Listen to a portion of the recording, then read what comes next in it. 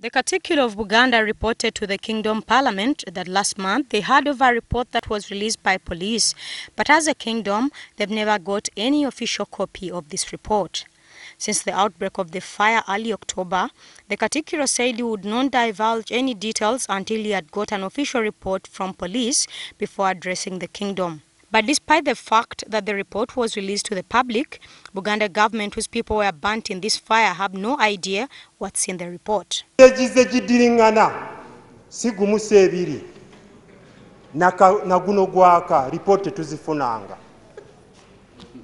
Sebo Katikiro nsabo jjukize Ssaabasajja nti abasajja bo aba King's African Rifles bazaala abaana n'abazzukulu weetuli tujja kulwanira security ya Ssaabasajja.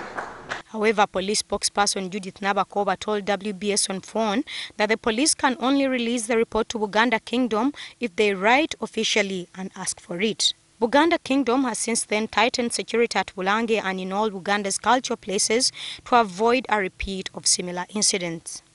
The meeting also debated a proposal by the National Curriculum Development Center to scrap off Luganda, which they say is greatly opposed to their cultural and institutional growth.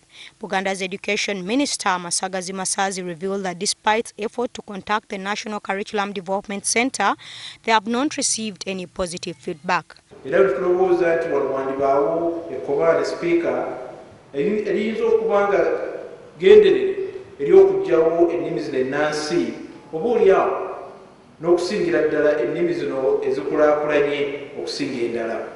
Lukiiko has also unveiled ambitious action plans aimed at improving the agriculture and tourism sector in an effort to uplift the living conditions of the people in Buganda. Government officials have made juicy arrangements to see people get out of poverty, but not many of these have been seen on ground because of one reason or another. Nakajju Nyanzi, WBS TV, Bulange Mengo.